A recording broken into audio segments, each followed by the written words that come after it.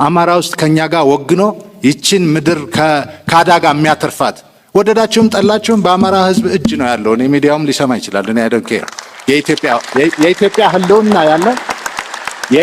ህልውና ያለው ምክንያቱም ኢትዮጵያዊ ደም ውስጥ ነው ያለው። አሁን እኔ ፋቅ ብትሉኝ መፋቅ አልችልም። ልጆቼም አይፍቁም እንኳን እኔ እና ስለዚህ እዚህ ህዝብ ላይ ስላለ እንታደግ ካላችሁ አዴፓ ኢንቴሌክቹዋል ፓወር ሆኖ መውጣት አለበት። አሁን ጡንቻ አይደለም የሚያገለግለው የተማረ ልብ ዊዝደም ዋይዝነት እና ኢንቴሌክቹዋል ፓወር ነው አሸናፊ ሊሆን የሚችለው። ስለዚህ ወረቀት እየበተናችሁ የፈለጋችሁትን የምትሰበስቡ ከሆነ ያው ታሪክ እየደገማችሁ ነው ብዬ ነው እኔ የምደመድመው። ግን እናንተ ሃንት ማድረግ አለባችሁ። ኢንቴሌክቹዋልስ ከዚህ በፊት ኢንቴሌክቹዋልስ ሲያባረሩ ነው የኖረው የቆየው ድርጅት። ኢንቴሌክቹዋልስ ሃንት እየተደረጉ ሎቢ እየተደረጉ ለአገራችሁ ዋጋ ክፈሉ መባል መቻል አለባቸው እንጂ ለሆዳቸው የሚኖሩ የምትመለምሉ ከሆነ ወዮ ነው ለአገሬ። እኔ የምለው ለዓላማ የሚኖሩ እኔ እኮ ፖለቲከኛ ሲባል እኮ ራሱን የካደ እኮ መሆን አለበት ሲሆን ሁሉም ህዝብ ራሱን ክዶ ለአገሩና ለወገኑ መኖር አለበት። አፈጣጠራችንም እንደዛ ስለሆነ ትልቁ መጽሐፍ እኮ አዳምና ሔዋንን ከፈጠራቸው በኋላ የሚለው ምንድነው? ምድርን ተንከባከቧት ነው እንጂ ራሳችሁን ተንከባከቡ አይልም። ስለዚህ ካፈጣጠራችን ጀምሮ ለሌላው ልንኖር የተፈጠርን ሰዎች ነን። እርስዎ ስልጣን ላይ ሲቀመጡ የገቡት የሰላምና የብልጽግና ቃል ኪዳን ነበር። በተግባር ግን ያየነው ተገላቢጦሽ ነው። የሰሜን ኢትዮጵያ ጦርነት ያስከተለው አስከፊ ሰብአዊ ውድመትና ጠባሳ ሳይሽር ዛሬም በአማራ፣ በኦሮሚያ፣ በጋምቤላ፣ በቤንሻንጉል ጉሙዝና በሌሎችም አካባቢዎች የሚታዩት ቀጣይነት ያላቸው ግጭቶችና ጦርነቶች፣ ብሔርና ሃይማኖት ተኮር ጥቃቶች፣ እገታዎችና አለመረጋጋቶች የዜጎችን የመኖር መብት ነፍገዋል። በቅርቡም ከትግራይና ከኤርትራ ኃይሎች ጋር የሌላ ጦርነት ስጋት አሳሳቢ ደረጃ ላይ ደርሷል።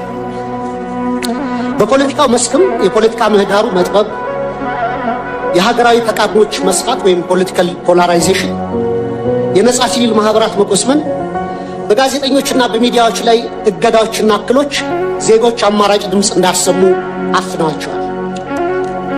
በርካታ የፖለቲካ እስረኞችም ህገ መንግስታዊ የፍትህ ዋስትና ተነፍገው ይገኛሉ። ይህ አጠቃላይ የሰላም የጸጥታና የፖለቲካ ውድቀት የፓርቲው የተሳሳተ ፖለቲካዊ ፍልስፍናና ብሔራዊ አንድነትን በተግባር ማምጣት ያቃተው የመደመር ትረካ መዋቅራዊ ስብራት ውጤት ነው። 2 ስልታዊና መዋቅራዊ ስህተቶች። መንግስት የችግሮቹን ስራ መሰረት ትቶ ምልክቶችን ብቻ የመቀጥቀጥና በቁጥር ጨዋታ ህዝብን የማደናገር አካሄድ እየተከተለ ነው። በተላከልን የመንግስት አፈጻጸም ሪፖርት ላይ የሀገሪቱ ኢኮኖሚ በ2018 በጀት ዓመት 10.2 እንደሚያድግ፣ የግብር ገቢ 1.5 ትሪሊዮን ብር መድረሱን፣ የሸቀጦች ወጪ ንግድ 11 ቢሊዮን ዶላር ማስገኘቱንና የውጭ ሐዋላ ፍሰት 7.7 ቢሊዮን ዶላር መድረሱ ተገልጿል። ነገር ግን እነዚህ የቁጥር ስኬቶች የዜጎች የኑሮ እውነታ ፍጹም አይወክሉም። እንዲያውም መሬት ላይ ካለው እውነታ ጋር በጽኑ ይጋጫሉ። ምክንያቱም አንደኛ የኑሮ ውድነትና የዋጋ ግሽበት ከገቢያችን ጋር አልተመጣጠነም። ሪፖርቱ እስከ ግንቦት 2018 ዓ.ም አጠቃላይ የዋጋ ግሽበት 13.4፣ የምግብ የዋጋ ግሽበት ደግሞ 15% ደርሷል ይላል። ይህን ግሽበት ለመደጎም መንግስት 379 ቢሊዮን ብር ማውጣቱ ቢገለጽም በተግባር ግን ባለፉት ዓመታት የተተገበረው የማክሮ ኢኮኖሚ ማሻሻያ ዝቅተኛውን የማህበረሰብ ክፍል ለከፋ ድህነት በዳረገበት ሁኔታ ላይ እንገኛለን።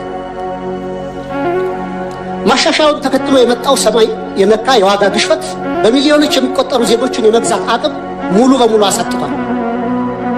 ይህንንም ተከትሎ ቋሚ ደሞዝ የሚከፈላቸው የመንግስትና የግል ድርጅቶች ሰራተኞች፣ ዝቅተኛ ገቢ ያላቸው የከተማ ነዋሪዎች፣ አነስተኛ ነጋዴዎች፣ አነስተኛ ይዞታ ያላቸው አርሶ አደሮችና አርብቶ አደሮች ወገኖቻችን በስውር ረሃብ ውስጥ ወድቀዋል። የቤት ኪራይ ከአብዛኛው ዜጎቻችን ወርሃዊ ገቢ በላይ ሆኗል።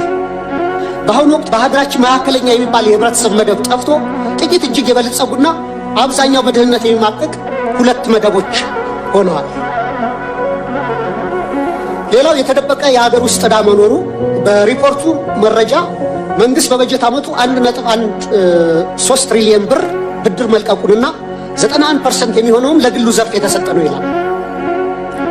ክቡራን የብሔራዊ ባንክ ገዥና የፋይናንስ ሚኒስትርን በተደጋጋሚ ላለፉት ዓመታት መንግስት አንድም ሳንቲም የንግድ ብድር ኮመርሻል ሎን አልተበደረም እያሉ ይናገራሉ። ይህ የውጭ ንግድ ብድር ብቻ ነጥሎ በማየት እውነታውን የማደብዘዝ አካሄድ ነው። መንግስቱ በግምጃ ቤት ሰነድ እና በሀገር ውስጥ የዕዳ ዋስትናዎች አማካኝነት ከሀገር ውስጥ ባንኮችና ተቋማት በቢሊዮኖች የሚቆጠር ብር እየተበደረ መሆኑንና ይህም የሀገር ውስጥ የዕዳ ሸክምን በከፍተኛ ደረጃ እንዳናረው እና የግሉን ዘርፍ ብድር እንዳጣበበው ለምን ተደበቀ? በየጊዜው በዚሁ ፓርላማ የምናጸድቃቸው በቢሊዮኖች ዶላሮች የሚቆጠሩ የእርዳታ ብድሮች ኮንሴሽናል ሎንስ ለምን በሪፖርቱ አይካተቱ? የዕዳው ምንጭና አይነት መለወጡ ዕዳው መኖሩን ያስቀራሉ። ሪፖርቱ አሁንም ድረስ ከግል ዩሮ ቦንድ ባለቤቶች ጋር ያለው ድርድር ስላልተቋጨ ሀገሪቱ በከፍተኛ የዕዳ ቀውስ ውስጥ ያለች ወይም ዴት ዲስትረስ መሆኗን ይሸሽጋል። በእርግጥ ይህን ጥያቄ ካስገባሁት በኋላ አዲስ ዴቨሎፕመንት እንዳለ በሚዲያዎች ተገልጿል። ሌላው የትምህርትና የማህበራዊ ዘርፍ መውደቅ አለ።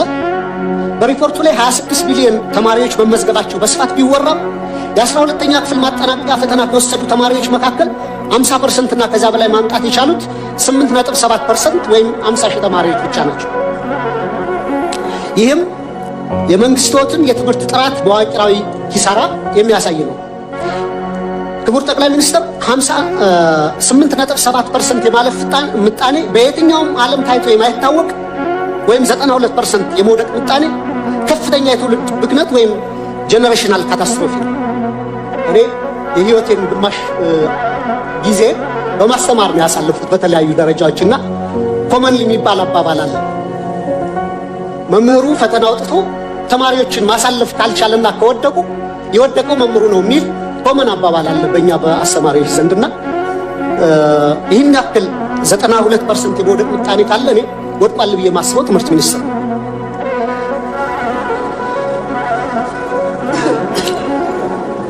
በዚህ ሁሉ ተስፋ አስቆራጭ ሂደት ውስጥ አልፈው ለሚመረቁ ወጣቶችም የስራ ዕድል የለም።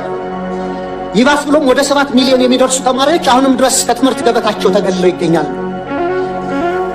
ይህ 7 ሚሊዮን አሃዝ ከ20 በላይ የአፍሪካ ሀገራት እያንዳንዳቸው ካላቸው አጠቃላይ የህዝብ ቁጥር በላይ መሆኑንም ልብ ይላል። የትግራይ ቀውስ ወይም ከትግራይ የሚነሳው ቀውስ የዚች ሀገር በሽታ እንደሆነ ቀጥሏል። ነገም ሊቀጥል ይችላል። ማቆሚያ ላይኖረው ይችላል። ሌላ እንትን ካልተፈለገለት በስተቀር ወይም ስልጣን ላይ የሚወጣው ሀገር የሚያስተዳድረው መንግስት የተለያዩ ስትራቴጂዎችን ነድፎ ችግሮቹ የሚቀርፉበትን የመጨረሻ እንትን ካላደረገ በስተቀር የትግራይ ጉዳይ ችግር እንደሆነ ነው የሚቀጥለው። ምክንያቱም በኋላ ላይ እናነሳዋለን የምዕራባውያንም ፍላጎት ስላለበት ስፔሻሊ የአሜሪካ መንግስት ከህዋት ጋር ለህዋት ቆዳው ስስ ነው። የሆነች ነገር ኮሽ ባለች ቁጥር አምባሳደሮቹም ዲፕሎማቶቹም ተነስተው ወደ ትግራይ ነው የሚመሩት። እያየን ነው፣ እየታዘብን ነው። ምናልባት ለነኚህ ሰዎች የትግራይ ህዝብ ብቻ ነው ኢትዮጵያ ህዝብ ሌላው አይደለም፣ ሌላ ጋር ችግር የለም፣ ሌላ ጋር ቀውስ የለም የሚለውንም በኋላ ልናሰው እንችላለን። ነገር ግን የትግራይ ጉዳይ የመጀመሪያው መንግስት ራሱ የህወሓት ጉዳይ ያለቀለትን ያበቃለትን ጉዳይ እንደገና መሬት አፈር ልሰው እንዲነሱ የሚያደርገው መንግስት ነው። ኦልሞስት በተለይ ከዚህ ከፕሪቶሪያው ስምምነት ጋር በተያያዘ እስከ ጥግ ድረስ ቢተገበር ነው ያ ችግር ዛሬ ላይ እንደገና እንደዚህ ነፍስ ዘርተው ተነስተው አንሰራርተው ጭራሽ የጊዜያዊ መስተዳድሩን እንትን አስወግደው እነሱ ቦታውን ሲይዙ እዚህ ጋር ነው ትልቁ እንትን የተፈጠረው ሜስ ተደርጓል። ይሄ ደግሞ ማን ነው እንቅፋት የፈጠረው? አንዱ እንቅፋት የፈጠረው ፌደራል መንግስት ነው። እኔ የሚያስተዳድረኝን መንግስት ጥላቻ ኖሮብኝ አይደለም በዚህ ደረጃ የምነግርህ። ለምሳሌ የትግራይ ክልልን ጊዜያዊ አስተዳደር ሲያዋቅሩ የስምምነቱ እንዲነበሩ ከገዢው ከዚህ አሁን ካለው ከፌደራል መንግስት ሰዎች መወከል አልነበረባቸውም እንዴ?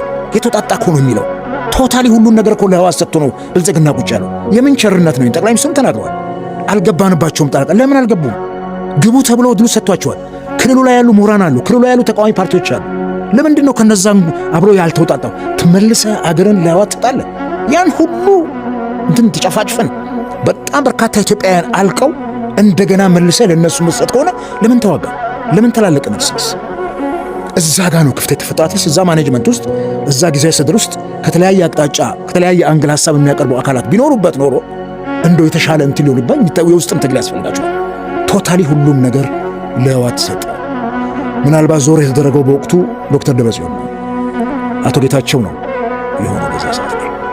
ልብ አድርግ፣ ጊዜያዊ አስተዳደሩን ከፕሪቶሪያ ስምምነት በፊትም በነበረው እንትን ራሱ መንግስት ያቋቋማቸው ነበር ዶክተር ሙሉ ነጋ። ከዛ በኋላ ደግሞ ማን ነው ስሙ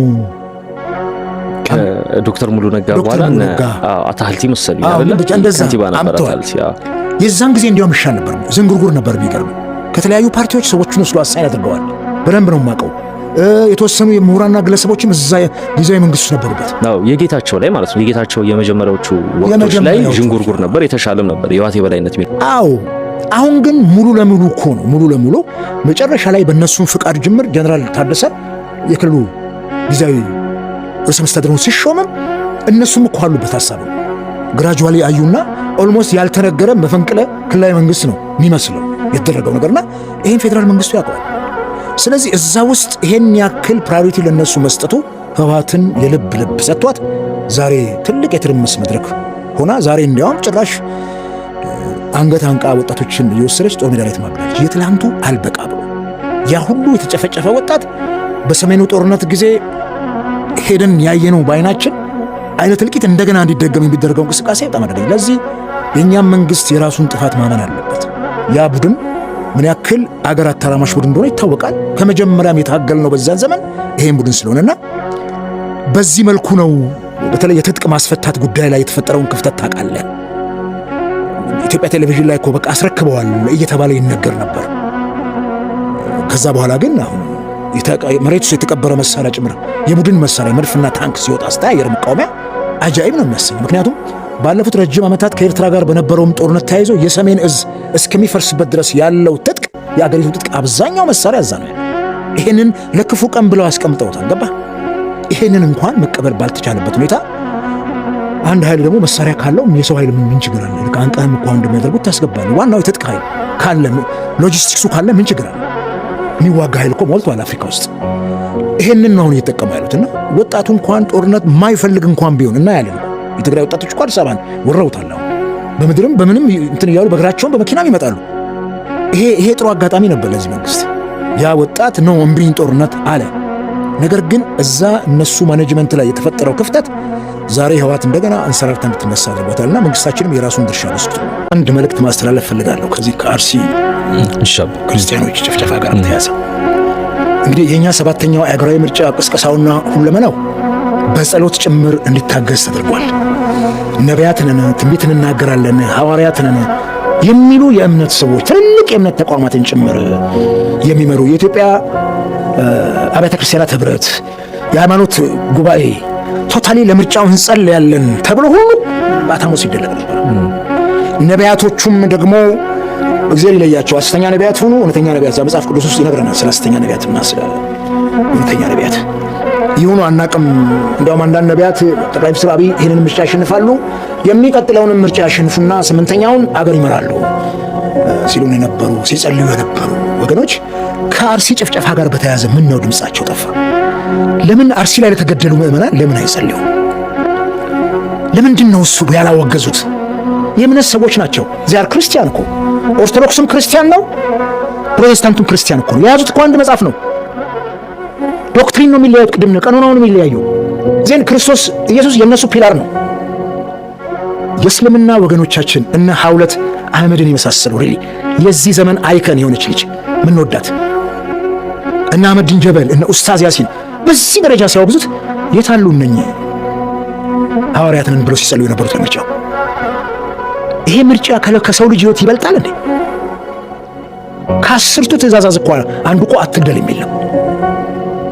ከዚህ አንጻር ይሄ አያኗኑርም፣ ህዝብን አያቀባብርምና ሁላችንም የየራሳችንን እምነት አክብረን ሌላው ላይ ጉዳት ሲደርስ ማንከላከል ከሆነ የጥላቻ እንትናችን እየሰፋ ይመጣና የሚቀጥለው ትውልድ ቶታሊ በሃይማኖት ጭምር እንዳይነጋገር እናደርገዋለን፣ እንዳይቀባበር እናደርገዋለን። ይሄን ደግሞ ፈጣሪ ነው ይሄን ማለት ነው።